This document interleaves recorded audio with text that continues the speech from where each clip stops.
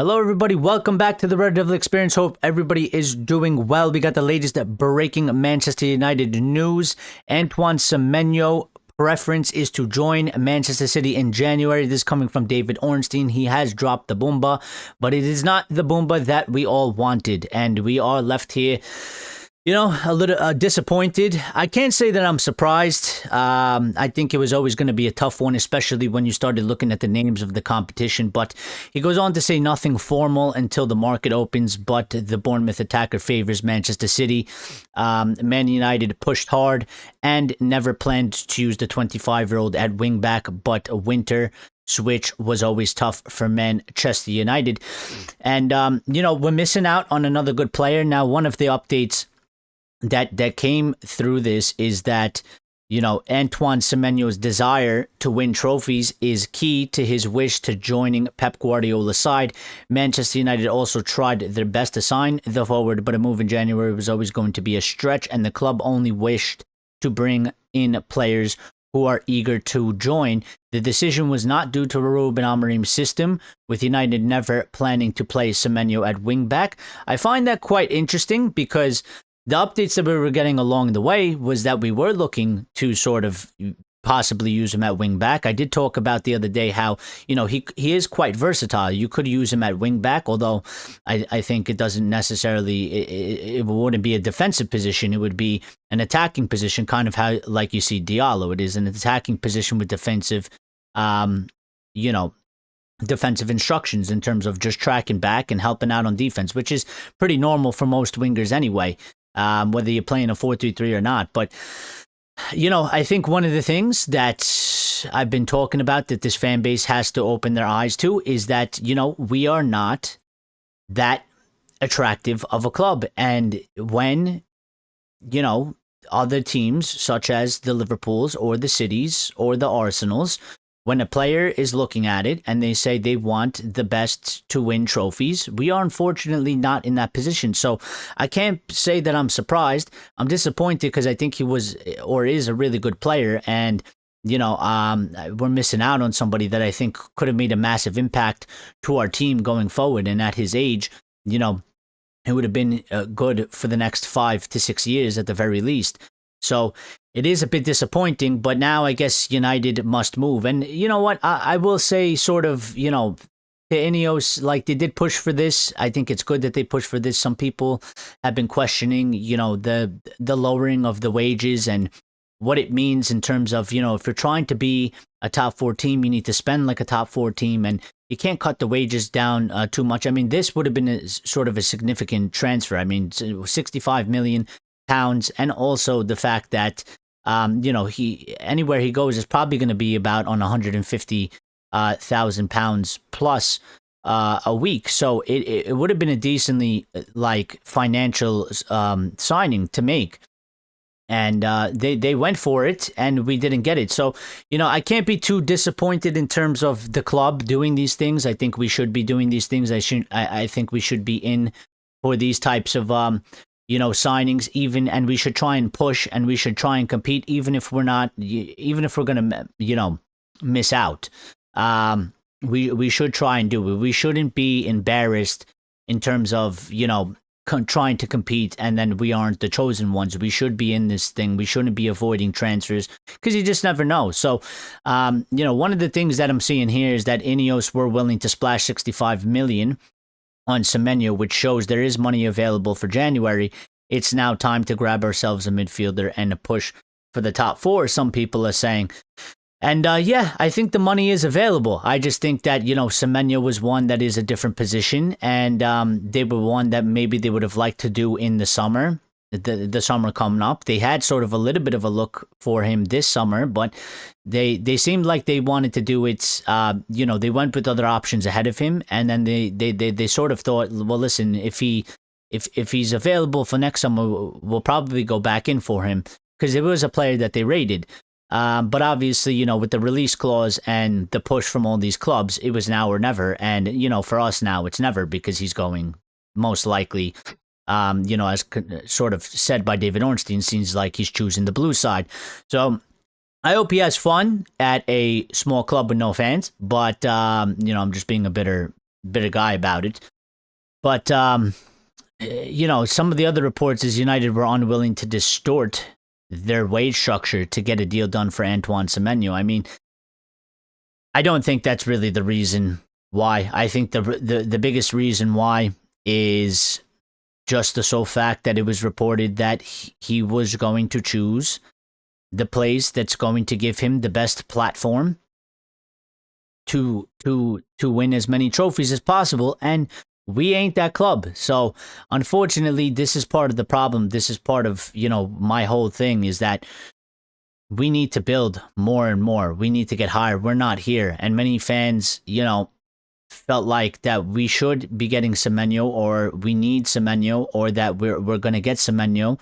But in reality, I mean, when you take into consideration that we are not a club that is quite stable right now, we cannot offer the promise, and we cannot show really much that would indicate that, yeah, we're going to be winning as many trophies as possible over the next sort of 5 to 6 years of your career. These other clubs can, because they've done it, and they are in the position, to do that sort of stuff, and we are not. So this is sort of the whole thing. I mean, United are not in this position, and we got to see what's going to happen sort of moving forward, and we are going to be continuing to miss out on, players that we might deem as necessary. I mean, listen, I don't think United fans should be under no illusion that the very same thing can happen, like it's just happened with Semenyo. It can happen with Wharton. It can happen with Elliot Anderson. And maybe it can happen with Baleba, but maybe Baleba is a little bit less than those two, because it is reported that, he does want to join us. He is similar to sort of Cunha and Mbeumo. But specifically somebody like Adam Wharton or Elliot Anderson, the same thing could very well happen. We're getting all this news about how we're very interested in them, and, they're willing to sort of come to us. But when the summer comes and the time comes, if these other teams get involved, it's going to be very hard for Manchester United to beat out these teams, because we don't have the strong enough project to sell them. The proof is in the pudding. I mean, Liverpool just won the league last year. They won the league more recently than us. Manchester City have done it multiple times, and they have Pep Guardiola.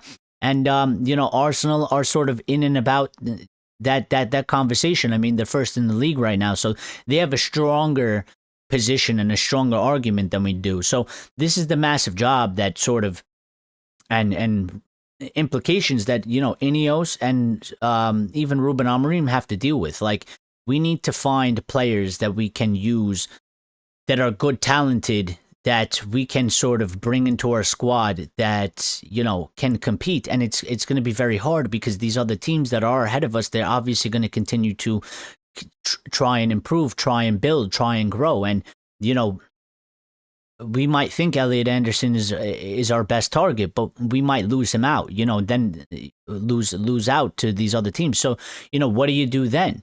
This is the importance of recruitment. You have to have sort of different options, backup options. Some of these things aren't in our hands. It's one thing to not go for a player because you say he's too expensive, or we don't have the money, or we don't want to spend that amount of money. It's another thing to try and go and get them, and then you lose them because they don't think that we are the best project for them.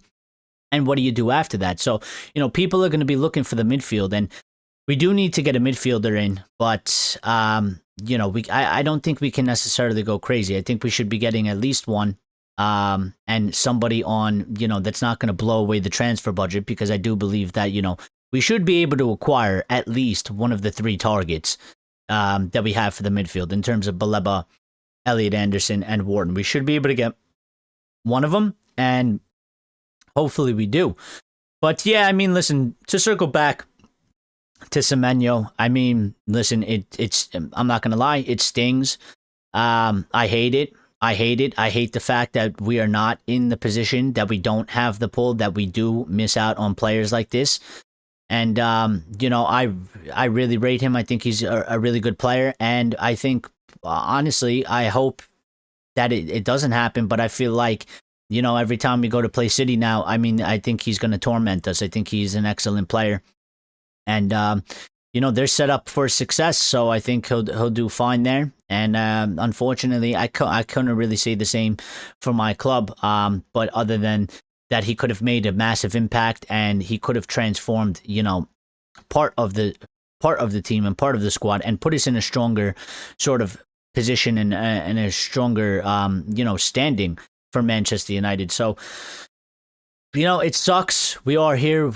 We are where we are, and we have to deal with it. And we need to continue to go through the process, and we need to continue to find players that do want to come to our football club, that do have skill, that do have proper ability, that can compete in the Premier League, that want to play for Manchester United and have a good attitude and a good mentality. So, we're going to miss out on Semenyo, but there's sort of, out there, it's INEOS' job to find some other players. While he is a top player, he's not the only player. We have to look for them. We have to find them, and we got to get them in. So we got to continue to do our job. And maybe now, listen, there is money, so maybe we actually do something of some sort of significance in January.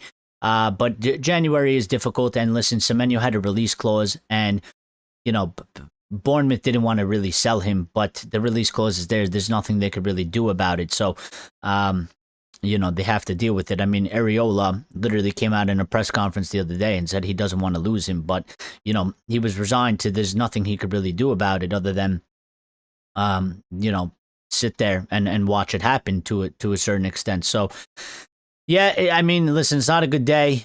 But, I mean, they've made it quite clear that it's his preference is to join City is not related to Ruben's system. It is solely the fact that we cannot promise him, and there is nothing really for us to show that we can, provide him with the platform to win as many trophies as possible. And that's just where we are, and we're going to lose many players like this. So, it's important that we have a really good season this season. It's important that we get back into Europe. I mean, we're not attractive as it is, but I mean, not being in Europe is making it more unattractive. So we need to have a really good finish. And INEOS have to do something in this January transfer market. They need to give the team and Ruben the best possible push that they possibly can in January. With somebody that can have a significant impact for the rest of the season. We need, as much help as possible. So that's their job. They should be doing it if they're serious about this project. If they're serious about Ruben, getting to stay on and continuing forward, which they seem intent on doing, then they need to make something happen in January. And, right now, obviously, I think our biggest problem is the midfield. So, and I think everybody's biggest, problem, they would say, is the midfield. So let's see what happens going forward. Drop your thoughts, likes, comments in down below, the comments especially down below. But smash a like on the video if you enjoyed it. Give us your thoughts and opinion down below in the comments. What are you feeling right now? What do you think about this? And what's next? What's next? What do you want Manchester United to do after this? Now, where is sort of the pivot? What should we be doing? Where should we be going? And what needs to sort of happen, in January for United to have a successful campaign and finish in a top European spot and go on to get, top 4, top 5, top 6 sort of positions. But I hope you guys are good. Stay safe. We will be back live tomorrow at 8 p.m. or 8:15 p.m. UK. Make sure you're there. If you enjoyed the video as well and you're new, subscribe. We're trying to get to 3,500 subscribers. We're at 3,250. And make sure you jump in the live tomorrow. So smash that like button. Get that done, people. It is massive to the channel. And everybody be good, stay safe, and we'll see you very, very soon.